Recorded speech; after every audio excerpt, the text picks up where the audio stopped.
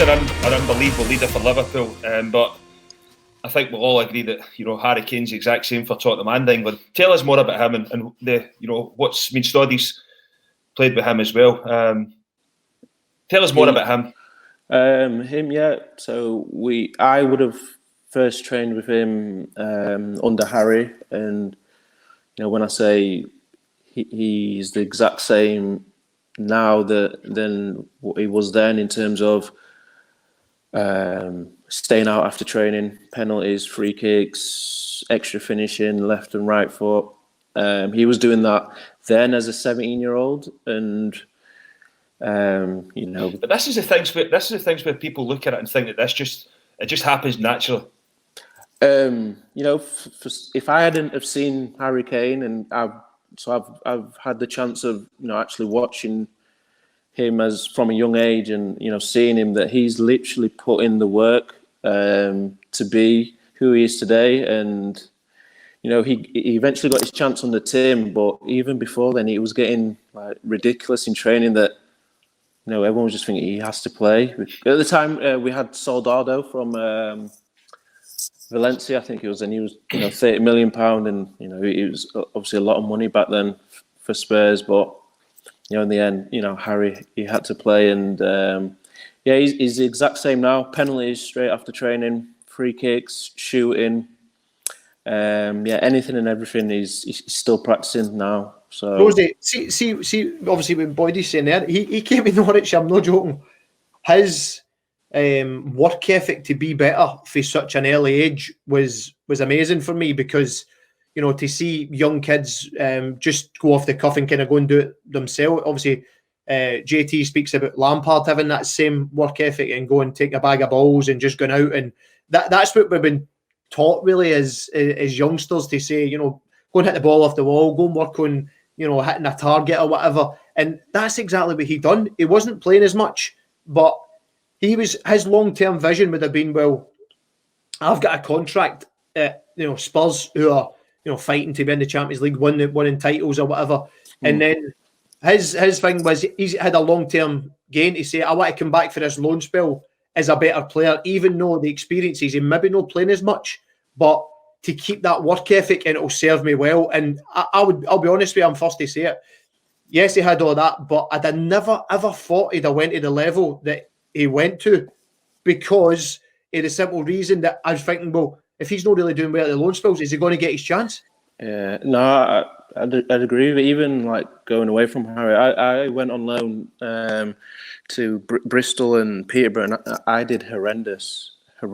And so for me, I'm thinking, if I can't do well here, I ain't got a leg to stand on when I'm not being in the squads and when Harry's leaving me out the squad. So I could fully understand why people may have thought that with Harry. And again, you have to have the right manager. He had Tim. Had Tim not have been there, I obviously I'm not saying he wouldn't be a Premiership player, but Tim, he had the arrogance and confidence in us young players back then. If you're good enough, I don't care if somebody costs 30 million or not. I'm playing you. So, Tim, for a lot of us, he was our saviour. So, all I can say is, it's just karma for Harry that how he's thought about today, and the type of goals you see. It's just exactly what he's worked on day in, day out in training. How is he as a captain, as a leader? Is there any specific stories or things you can look to and say, you know what, I'm glad he's my captain, he's my leader? Well, yeah, one that probably sticks out is Ajax. He was injured, but he came away, Ajax away, and we was losing 2-0 at half time, and 3-0 in aggregate, and he was obviously watching in the stands, and he came down and he just ripped into us basically. And just obviously just telling us we weren't good enough, and a certain player was running the show for Ajax, and what we're going to do about it. We need to pull our fingers out, and he's he's switched quite a few times, Harry. You wouldn't think it, but when he goes, he loses it. But in a good way. He wants you to do better, and he wants the best for himself, and he wants the best for his teammates, without a doubt. Gives you a lift, innit? When you've got a leader as such. We've got Mark Noble at West Ham. You've played against Nobs. Nobs is a winner. He's got West Ham, and he's inside and in his blood, and he wants to win. It's that there. It rubs off on a lot of players. It doesn't matter what sort of country you've came from. You straight away when you see people like Mark Noble, you definitely see what the club means to your teammates. Yeah, without a doubt, especially with Tottenham to Harry. Obviously, we all hope his goals and his performances will merit a trophy in one way or another throughout his career. But Tottenham means the world to him, and we know that. And when you see him, disappointed, and it's one of the things. If you're on Harry's team in training, you win, and it's not a coincidence. And you don't want to be on a losing side when you're on Harry's team in training. He's got that aura that you want to do as best as you possibly can. And whenever we concede a goal, on match day, he's the first one. He's rallying the lads, saying, "Come on, get your heads up." And if you give him a bad pass, he never digs you out. He's pretty special, to be fair to him. See, touching on managers, and you speak about Gareth Southgate and what he done to you, but how good a manager is he been for England? Because his record has been incredible. He's played some exciting stuff. It's for a Scotsman. It's very hard for me to say that, but it's I know Steve Holland and stuff. They take a lot of the training. Everything's about the passing, working through the pitch in certain stages, and the final third. And I speak to Declan Rice about it. And what type of coach is he? And how good is Gareth Southgate? Yeah, he's another. So I think Steve and Gareth, they complement each other, very well, because Steve's on the training pitch. He's very vocal, and if something's not good enough, I think more or less Steve would be the one to do it in public, possibly, whereas Gareth would be the one, pull you to the side and say, "Come on, it needs to be a bit better." So I would say they both complement each other very well, but in terms of Gareth's his man management and how he is as a coach, I would say he's brilliant. He's been very good for me. I think people may think he has this side to him where he's not maybe too nice, but he is very nice. But he does have a side to him where if something's not good enough, he will tell you, or furthermore, he'll leave you out of squads, as you've seen with quite a few high-profile people being left out of squads. So I would say he's got a great balance between what he's doing right now and how he's progressed us and taken us forward has been a huge credit to him. See, in terms of the World Cup and in 2018, the Croatia defeat, do you feel as if that was an opportunity missed for England? Well, yeah, of course, because we was I don't know, not long away from maybe going to a final, but I think we gave everything that we possibly had. We was unlucky, but it was maybe an opportunity missed, but it's a valuable experience gained, and you just hope now next time around. Raheem will be 4 years old. Rashford will be 4 years old. Harry Kane will be, he'll know what it's like now to play at a World Cup and finish the top goal scorer. Pickford will be older. Maguire would have had, 4 years at United. So, the younger players who we was pretty young back then. Well, the squad was, should I say? And so hopefully in 4 years, 2 more years' time, that the lads will have had that experience and more, and it'll serve them well for the next World Cup. Yeah, it's I remember sitting watching that game, and me and Arnautovic were cheering. We were away with West Ham at the time, we were cheering, but played me a few of the players that had played there. Obviously, big Harry Maguire, how he's burst onto the scene. He's obviously Yorkshire lad, Sheffield based. How good has Harry Maguire been, and how for you, Rosie? For you obviously you came through at Leeds in a big club, and for me as Harry Maguire came through the leagues, for the obviously League One, the Championship, then the Premier League. What for me, what having you on here, mate, is what advice would you give to any young kid inspired to be a footballer? Just literally, stories like Harry literally speak for themselves. The message would be, from that, and what I would offer to any young player would be, just never give up. Don't let anybody say, tell you that you can't do something. Always believe. Touching on Harry, I don't know if you'd played the game, Snod, where we played you at White Hart Lane, and I think we won 2 or 3-0. I think Brucey was manager, and straight away our gaffer was all over Harry. Yeah. I think there was in for him, and I saw back then, once Poch had took a liking to him, I started to notice him straight away after that, and it's been a great journey for him, and training with him at England, we do small side games, and you can't get the ball off him. He's so good. He's so good, isn't he? He's so good. We used to play him in centre midfield, boy. We used to play him in centre midfield, and in training, you were like, he was a very, very good footballer. But I think people just thought he's the size of the old school centre half. He's going to be like an old school centre half, but he's nothing like that. He's probably one of the first I'd seen coming out with the ball and driving out and playing clever passes through the line. Yeah. So like whenever if he plays left centre half and I'm left back, all the time he'll say, once I'm driving with the ball, come with me, because I'm looking to suck a midfielder or a wide player in, so then I can feed you. And I'm like, why? I've never been. Do you know what I mean? And like just listening to him and how he thinks. I just think he fully deserves to be the captain of United at the minute, and he's the second captain of England also. Yeah. Speaking about Brendan Rodgers, you had him early in your career at Watford. At Watford as well. How was that for you? How was that experience?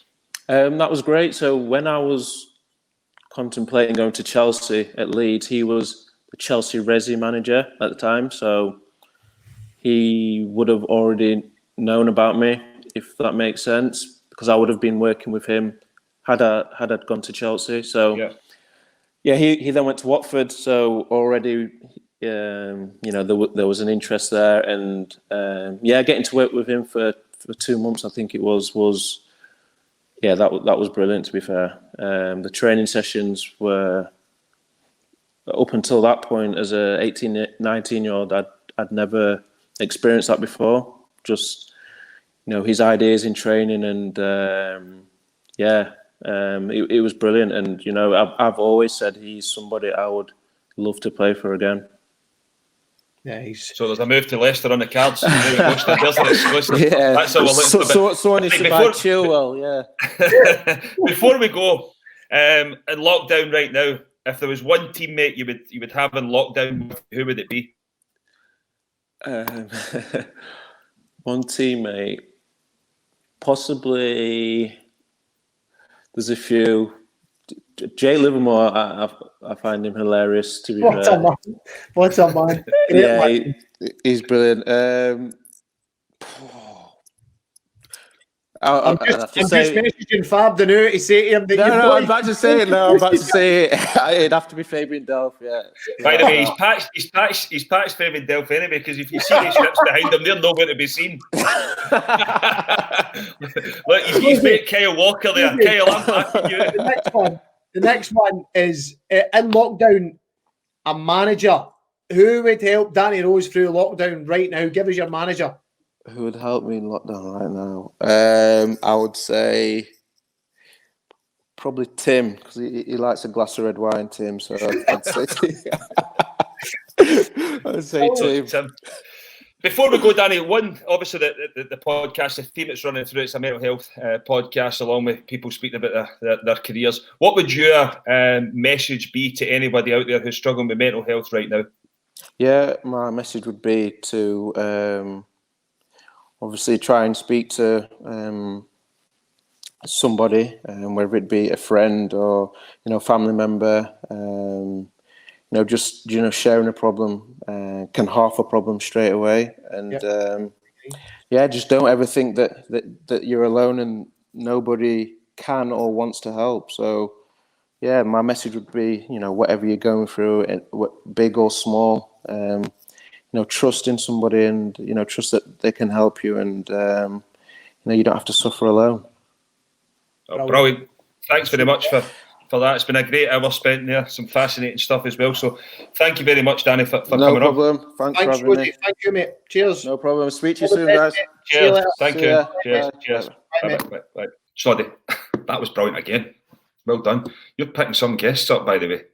You are picking them up. But one thing that I'm fascinated, I want to know more about Harry Kane. And as a striker, I look at him, I think he's I want to know more. Tell me more. I knew you'd have picked up on that interview. You'd have picked up on the. I was just sitting waiting, and this coming to me and you. I need to know more. It's brilliant, isn't it? Strikers, you're different breed, mate. I told you different this. Breed.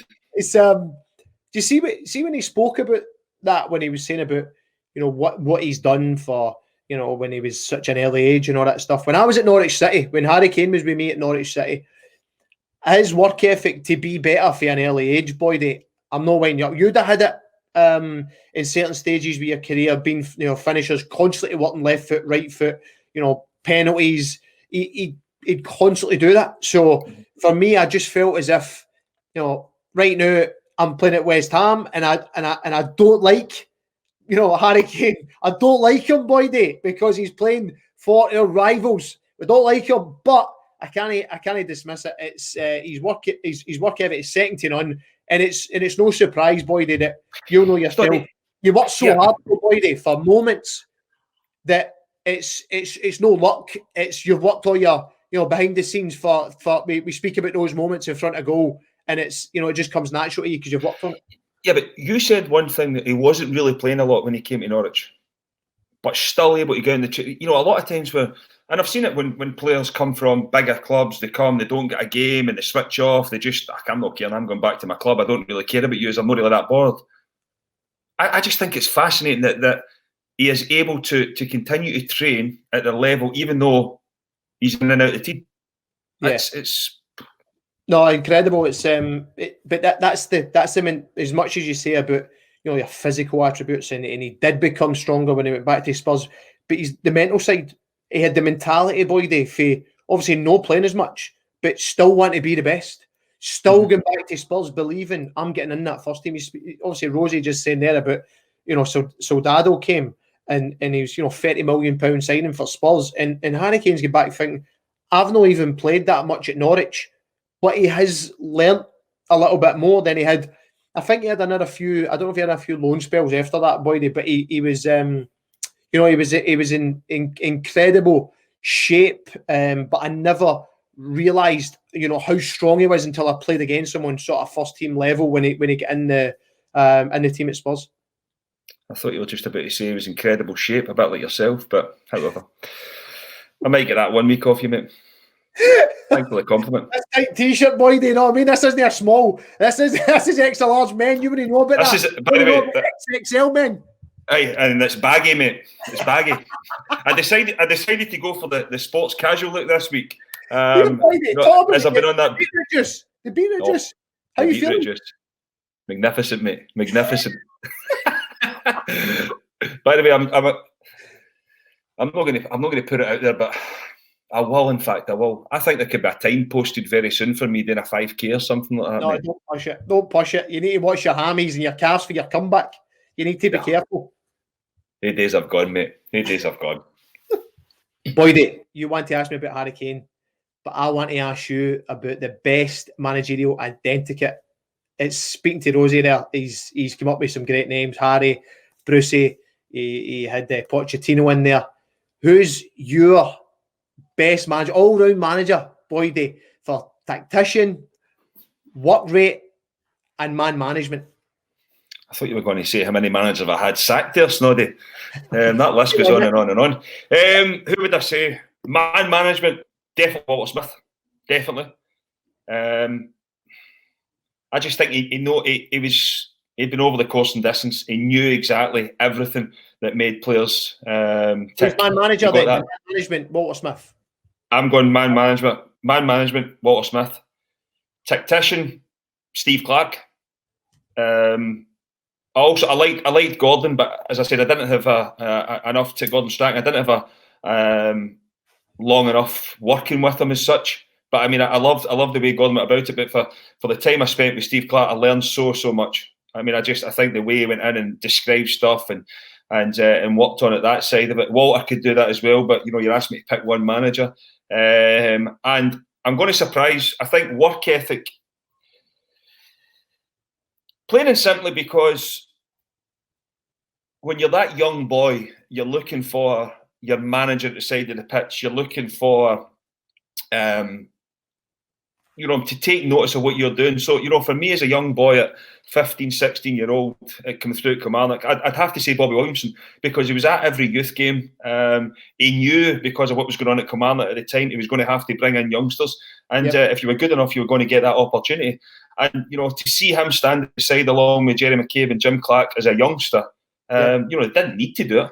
They didn't need to. So in terms of that work ethic, to go to games and know everything that's been going on about the full club from top to bottom, I'd have to say to say Bobby Williamson. And also, he dropped me a text when I didn't name him in my top three managers, so I better get him in one way or another. But listen, it means so much to me, and I think any youngster. No, I'll be honest. I think it means so much and you've been there yourself, when you see your manager at the side of the pitch as a youngster. It does make a difference. Billy Davis again was a fantastic manager for me. Jim Jeffries. I mean, the list can go on and on for me. I had that many, but you'll be getting a text. You'll be getting a text for Jim. For Jim. Now, if I have to break it down, I'm going man management, Walter Smith, tactician, Steve Clarke, and for work ethic, Bobby Williamson. Boydie, that was a fantastic three you picked there. It was, Snoddy, and we might get yours once you retire. That might be sooner rather than later. I had a conversation with Moisey during the week there, so get some breaking news for you coming up shortly. But another fantastic week. Boydie, you can't retire me like this. No chance, mate. Not a chance. Listen, the show was brilliant tonight. Danny Rose was a perfect guest for the Mental Health Week. We've got some fantastic names coming up over the next few weeks, and it's a big thank you for us, to Scott Brown, and to Stephen Gerrard for backing the lockdown tactics. Thank you, everybody. Listen, it's been a great show tonight, but stay safe. Everybody, stay safe.